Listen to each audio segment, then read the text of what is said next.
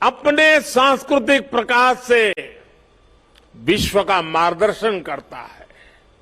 ये आदि महोत्सव विविधता में एकता हमारे उस सामर्थ्य को नई ऊंचाई दे रहा है।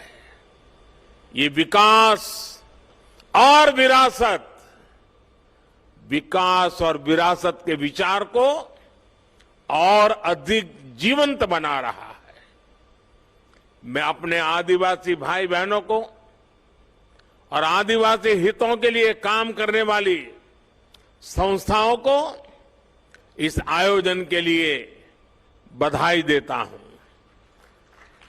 साथियों, 21वीं सदी का भारत सबका साथ सबका विकास के मंत्र पर चल रहा है। जिससे पहले दूर सुदूर समझा जाता था, अब सरकार दिल्ली से चलकर उसके पास जाती है। जो पहले खुद को दूर सुदूर समझता था, अब सरकार उसे मुख्य धारा में ला रही है। बीते 8-9 वर्षों में आदिवासी समाज से जुड़े आदि महोत्सव जैसे कार्यक्रम देश के लिए एक अभियान बन गए हैं। कितने ही कार्यक्रमों का मैं खुद भी हिस्सा बनता हूं। ऐसा इसलिए क्योंकि आदिवासी समाज का हित मेरे लिए व्यक्तिगत रिश्तों और भावनाओं का विषय भी है। जब मैं राजनीतिक जीवन में नहीं था, एक सामाजिक कार्यकर्ता के रूप में, संगठन के कार्यकर्ता के रूप में काम करता था, तो मुझे अनेकों राज्यों में और उसमें भी हमारे जनजातीय समूह के बीच जाने का अवसर मिलता था। मैंने देश के कोने कोने में आदिवासी समाजों के साथ, आदिवासी परिवारों के साथ कितने ही सप्ताह बिताए हैं। मैंने आपकी परंपराओं को करीब से देखा भी है, उसे जिया भी है और इनसे बहुत कुछ सीखा भी है। गुजरात में भी उमरगाम से अंबाजी तक गुजरात की पूरी पूर्वी पट्टी, उस आदिवासी पट्टे में जीवन के अत्यंत महत्वपूर्ण वर्ष मेरे आदिवासी भाई बहनों की सेवा में लगाने का मुझे सौभाग्य मिला था। आदिवासियों की जीवन शैली ने मुझे देश के बारे में, हमारी परंपराओं के बारे में, हमारी विरासत के बारे में बहुत कुछ सिखाया है। इसलिए जब मैं आपके बीच आता हूं तो एक अलग ही तरह का अपनत्व मुझे फील होता है। आपके बीच अपनों से जुड़ने का एहसास होता है।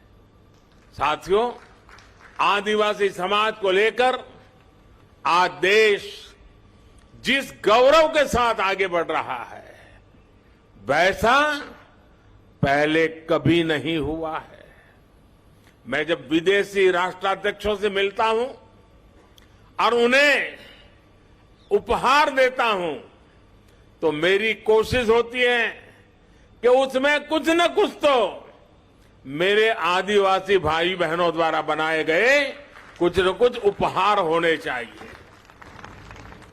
आज भारत पूरी दुनिया के बड़े बड़े मंचों पर जाता है तो आदिवासी परंपरा को अपनी विरासत और गौरव के रूप में प्रस्तुत करता है। आज भारत विश्व को यह बताता है कि क्लाइमेट चेंज, ग्लोबल वार्मिंग, ऐसे जो ग्लोबल चैलेंजेस है ना, अगर उसका समाधान आपको चाहिए, आइए मेरे आदिवासी परंपराओं की जीवन शैली देख लीजिए, आपको रास्ता मिल जाएगा। आज जब सस्टेनेबल डेवलपमेंट की बात होती है तो हम गर्व से कह सकते हैं कि दुनिया को हमारे आदिवासी समाज से बहुत कुछ सीखने की जरूरत है। हम कैसे पेड़ों से, जंगलों से, नदियों से, पहाड़ों से हमारी पीढ़ियों का रिश्ता जोड़ सकते हैं। हम कैसे प्रकृति से संसाधन लेकर भी उसे संरक्षित करते हैं, उसका संवर्धन करते हैं। इसकी प्रेरणा हमारे आदिवासी भाई बहन हमें लगातार देते रहते हैं।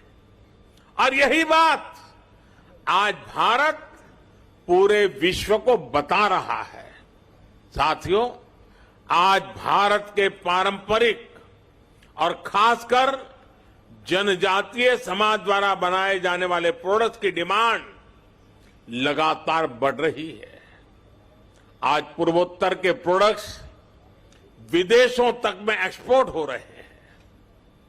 आज बैम्बू से बने उत्पादों की लोकप्रियता में तेजी से वृद्धि हो रही है। आपको याद होगा, पहले की सरकार के समय बैम्बू को काटने और उसके इस्तेमाल पर कानूनी प्रतिबंध लगे हुए थे। हम बैम्बू को घास की कैटेगरी में ले आए और उस पर सारे जो प्रतिबंध लगे थे उसको हमने हटा दिया। इससे बैम्बू प्रोडक्ट्स अब एक बड़ी इंडस्ट्री का हिस्सा बन रहे हैं। ट्राइबल प्रोडक्ट्स ज्यादा से ज्यादा बाजार तक आए, इनकी पहचान बढ़े, इनकी डिमांड बढ़े। सरकार इस दिशा में लगातार काम कर रही है। वन धन मिशन का उदाहरण हमारे सामने है। देश के अलग अलग राज्यों में 3000 से ज्यादा वन धन विकास केंद्र स्थापित किए गए हैं। 2014 से पहले ऐसे बहुत कम लघु वन उत्पाद होते थे जो एमएसपी के दायरे में आते थे। अब ये संख्या बढ़कर 7 गुना हो गई है। अब ऐसे करीब 90 लघु वन उत्पाद है जिन पर सरकार मिनिमम सपोर्ट प्राइस एमएसपी दे रही है।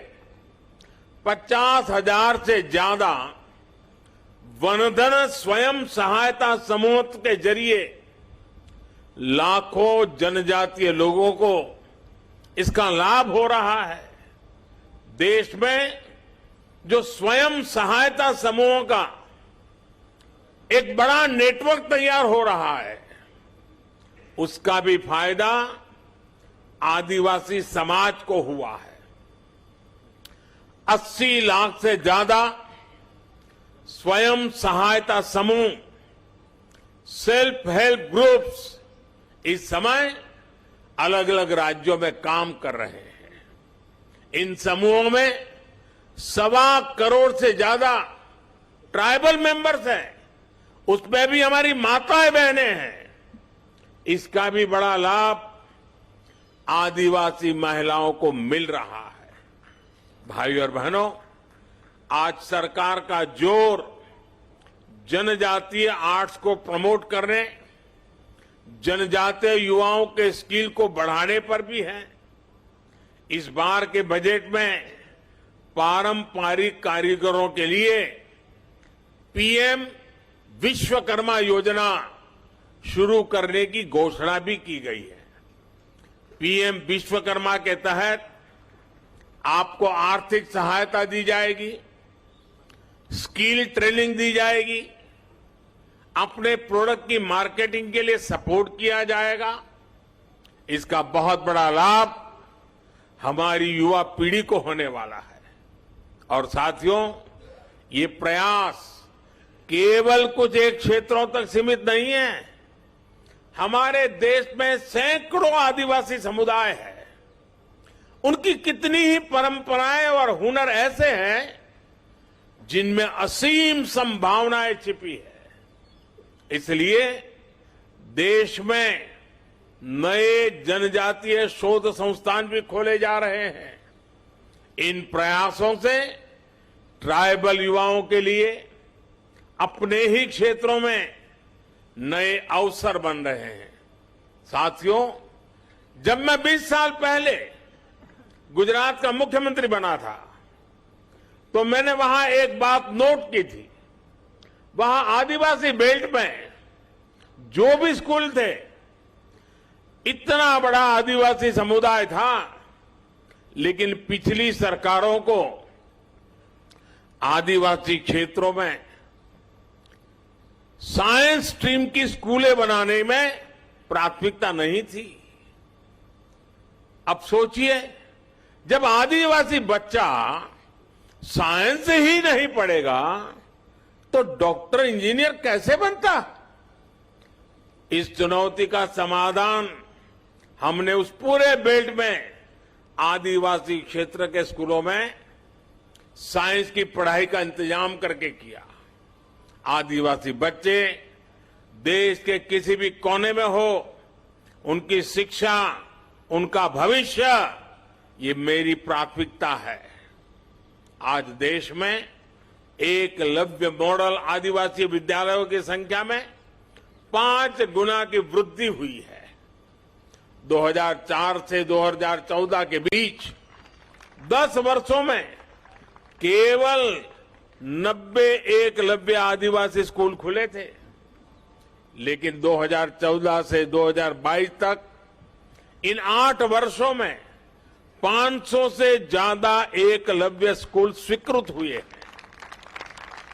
वर्तमान में इनमें 400 से ज्यादा स्कूलों में पढ़ाई शुरू भी हो चुकी है। 1 लाख से ज्यादा जनजातीय छात्र छात्राएं इन नए स्कूलों में पढ़ाई भी करने लगे हैं। इस साल के बजट में ऐसे स्कूलों में करीब 40,000 से भी ज्यादा शिक्षकों और कर्मचारियों को भर्ती की भी घोषणा की गई है।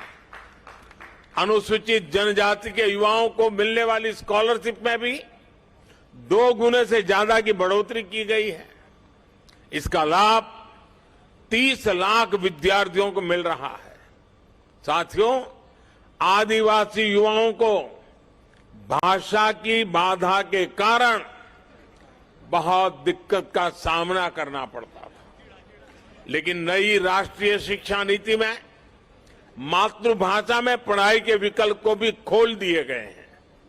अब हमारे आदिवासी बच्चे, आदिवासी युवा अपनी भाषा में पढ़ सकेंगे, आगे बढ़ सकेंगे। साथियों, देश जब आखिरी पायदान पर खड़े व्यक्ति को अपनी प्राथमिकता देता है तो प्रगति के रास्ते अपने आप खुल जाते हैं। हमारी सरकार वंचितों को वरीयता, यही मंत्र को लेकर देश विकास के लिए नए आयाम छू रहा है। सरकार जिन आकांक्षी जिला, आकांक्षी ब्लॉक को विकसित करने का अभियान चला रही है, उसमें ज्यादातर आदिवासी बाहुल्य इलाके हैं। इस साल के बजट में अनुसूचित जनजातियों के लिए दिया जाने वाला बजट भी 2014 की तुलना में 5 गुना बढ़ा दिया गया है। आदिवासी क्षेत्रों में बेहतर आधुनिक इंफ्रास्ट्रक्चर बनाया जा रहा है। आधुनिक कनेक्टिविटी बढ़ने से पर्यटन और आय के अवसर भी बढ़ रहे हैं। देश के हजारों गांव जो कभी वामपंथी उग्रवाद से प्रभावित थे, उन्हें अब 4G कनेक्टिविटी से जोड़ा जा रहा है। यानी जो युवा अलग थलग होने के कारण अलगाववाद के जाल में फंस जाते थे, वो अब इंटरनेट और इंफ्रा के जरिए मुख्य धारा से कनेक्ट हो रहे हैं। ये सबका साथ, सबका विकास, सबका विश्वास और सबका प्रयास इसकी वो मुख्य धारा है जो दूर सुदूर देश के हर नागरिक तक पहुंच रही है। ये आदि और आधुनिकता के संगम की वो आहट है जिस पर नए भारत की बुलंद इमारत खड़ी होगी। साथियों, बीते 8-9 वर्षों में आदिवासी समाज की यात्रा इस बदलाव की साक्षी रही है कि देश कैसे समानता और समरसता को प्राथमिकता दे रहा है। आजादी के बाद 75 वर्षों में पहली बार देश का नेतृत्व एक आदिवासी के हाथ में है।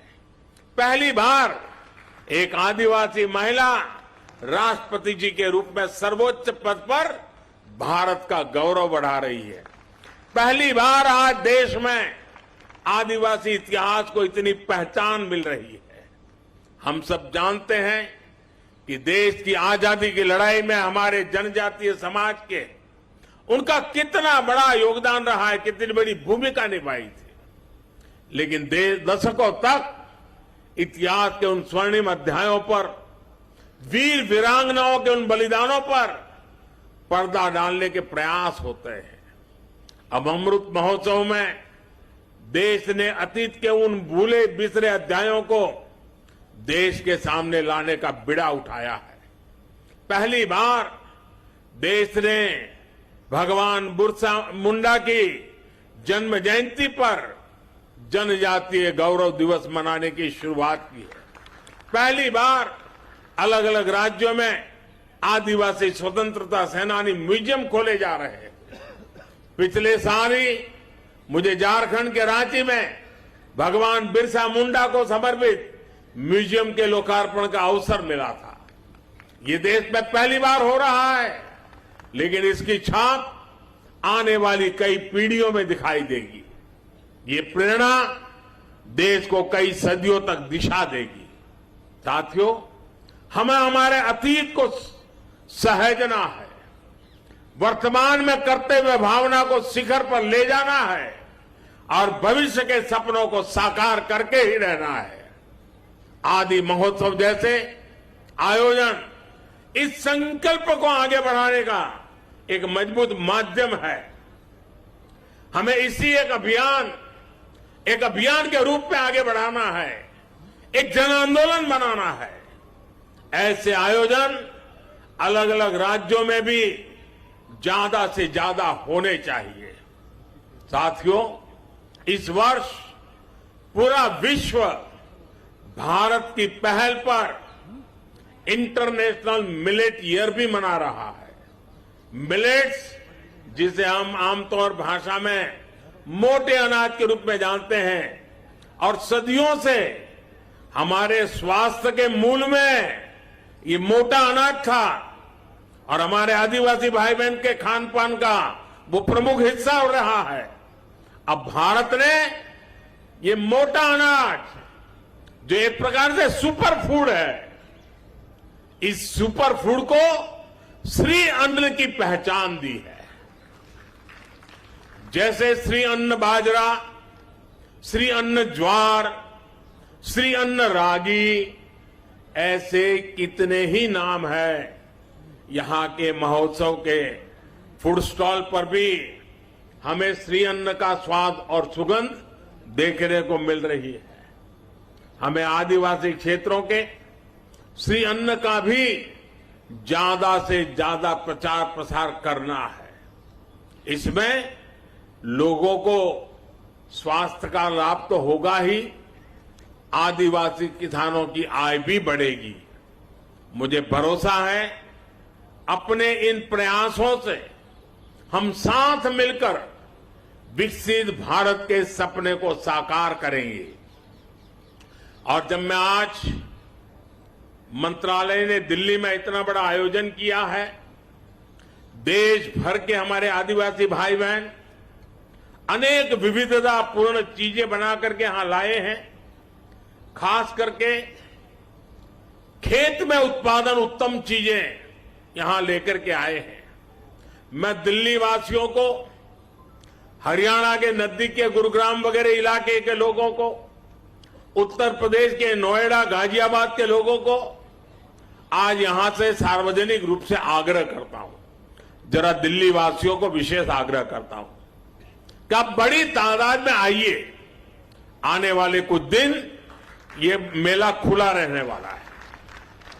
आप देखिए दूर सुदूर जंगलों में इस देश की कैसी कैसी ताकतें देश का भविष्य बना रही है।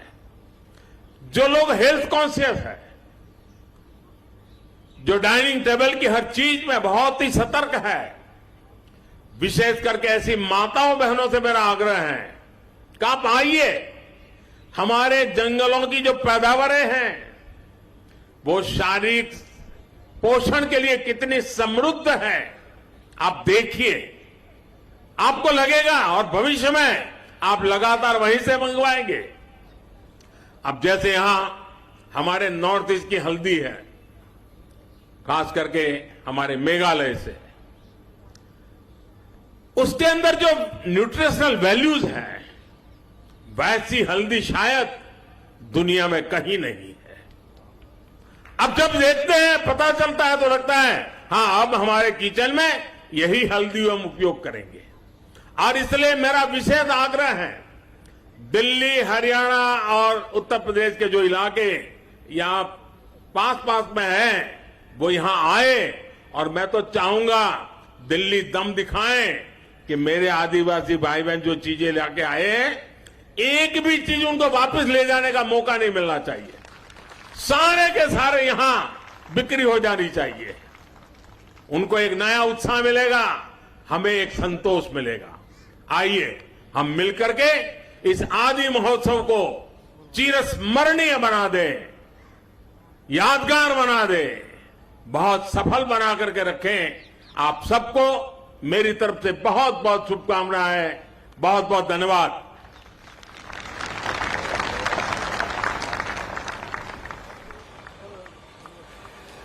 दिव्य सज्जनों, आइए हम सब अपने अपने स्थान पर खड़े होकर करतल ध्वनि से माननीय प्रधानमंत्री महोदय का आभार व्यक्त करें, उनके स्नेह के लिए, उनकी प्रेरणा के लिए, उनके उस नेतृत्व के लिए जो देश भर के जनजातीय समुदाय के भाइयों बहनों के जीवन में सुख के, समृद्धि के, सम्मान की नई रोशनी के रूप में आज हम उसका स्पंदन महसूस कर रहे हैं।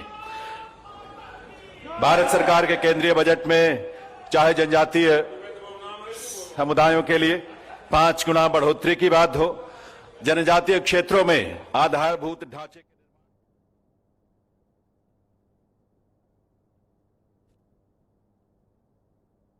जो हम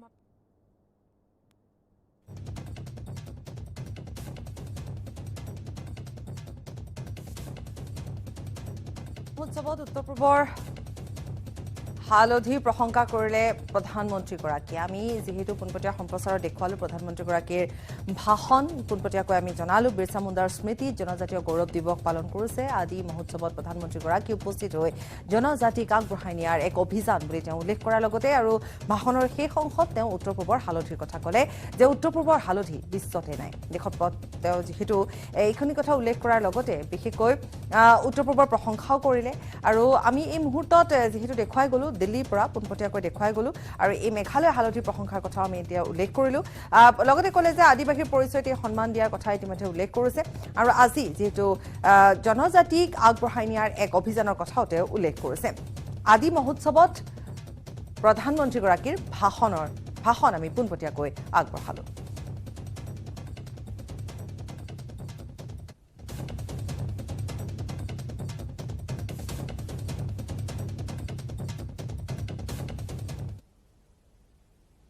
আৰু খবৰ অব্যাহত